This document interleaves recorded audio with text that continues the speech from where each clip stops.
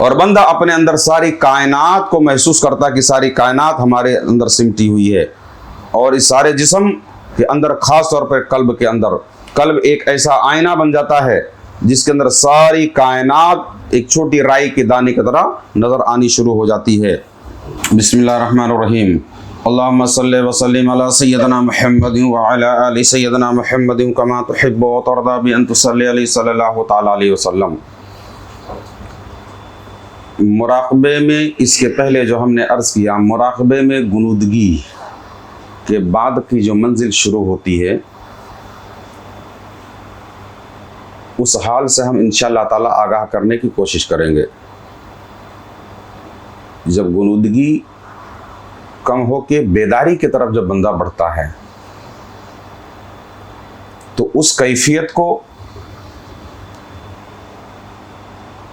ہم ورود کی کیفیت کہتے ہیں۔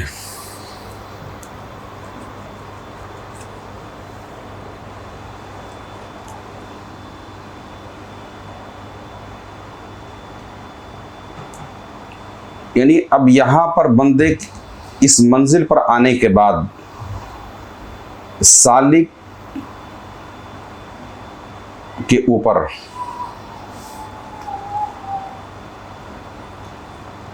مشاہدات اور مکاشفات کی منزلیں کھول دی جاتی ہیں۔ بات سمجھ آ رہی ہے؟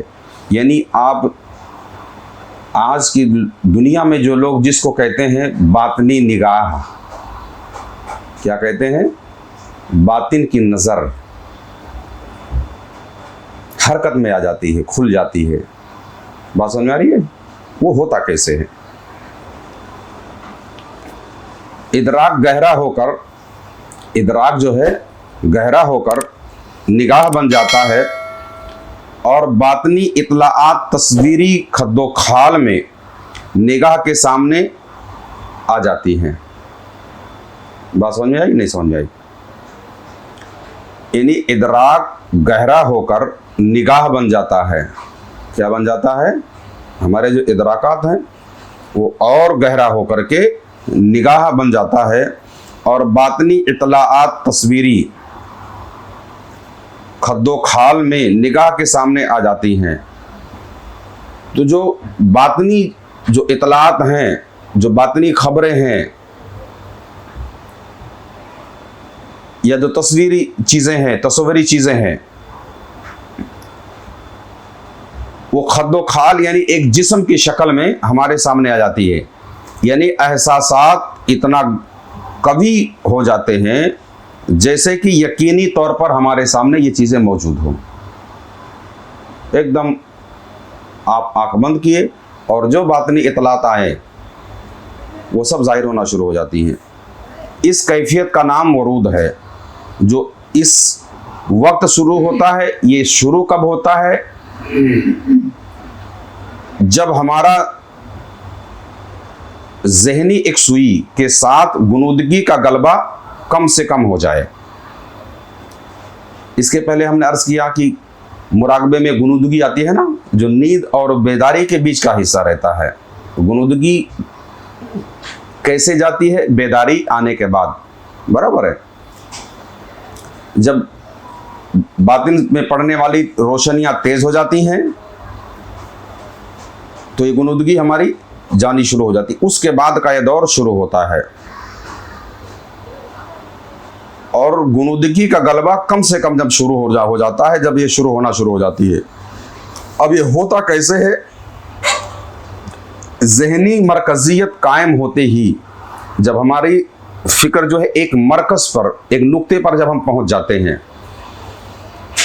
تو باطنی نگاہ حرکت میں آ جاتی ہے۔ بات سمجھ آ رہی ہے؟ ذہنی مرکزیت قائم ہوتے ہی باطنی نگاہ ہماری حرکت میں آ جاتی ہے۔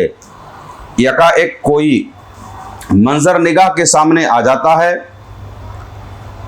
چونکہ شعور اس طرح دیکھنے کا عادی نہیں ہوتا ہے، اس لیے وقفہ وقفہ سے ذہنی مرکزیت قائم ہوتی ہے اور پھر ٹوٹ جاتی ہے۔ دیکھے ہوئے مناظر میں سے خود یاد، جو ہم مناظر دیکھتے ہیں اس میں سے کچھ یاد رہتے ہیں اور باقی جو ہے بھول کے کھانے میں پڑ جاتے ہیں۔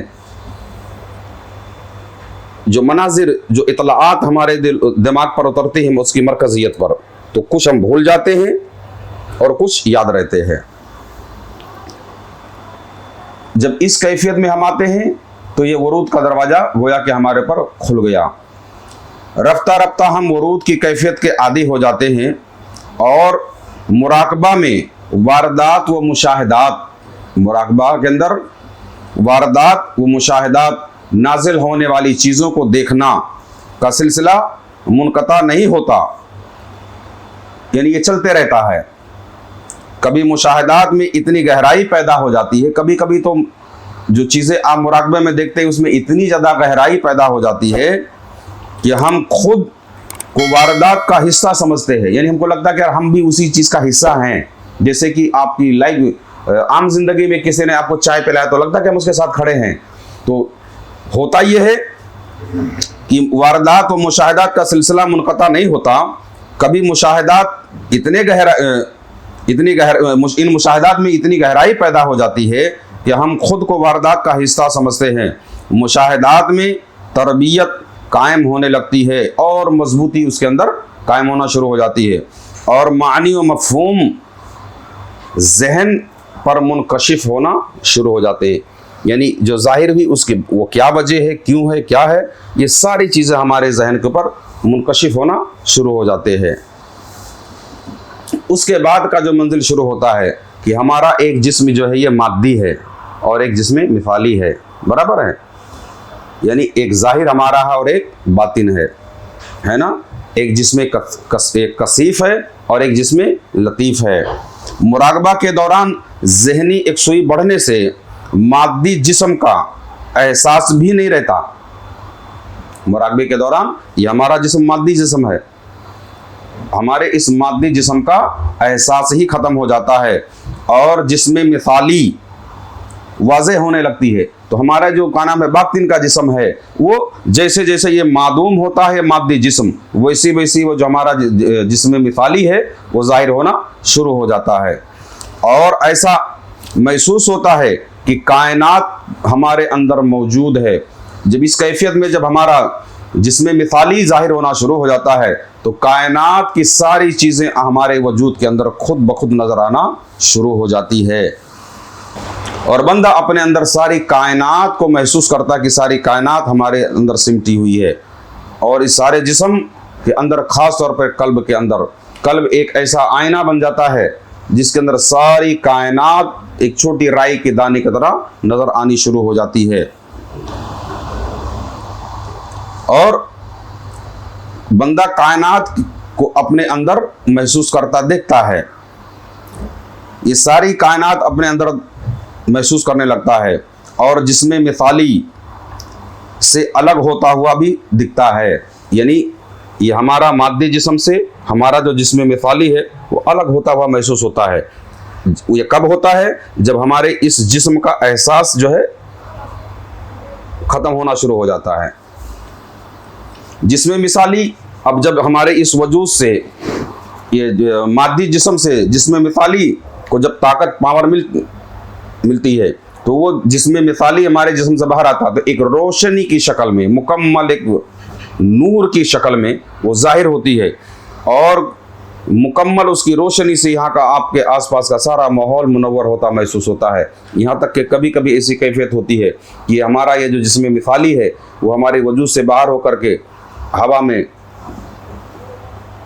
या बुलंदी की तरफ परवाज़ करना शुरू कर देता है।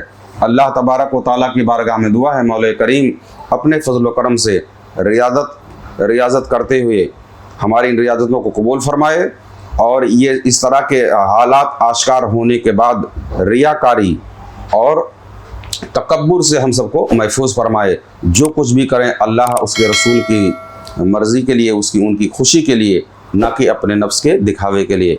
अल्लाह तबारक व तआला नफ्स व शैतान के हर मकर व फरेब से हम सबको महफूज फरमाए। आमीन सुम्मा आमीन बिरहमती का या अरहमर राहिमीन। अगर आप भी कुछ रूहानी खिदमत करना चाहते हैं तो इस चैनल को सब्सक्राइब करें और इसका लिंक भी शेयर करें।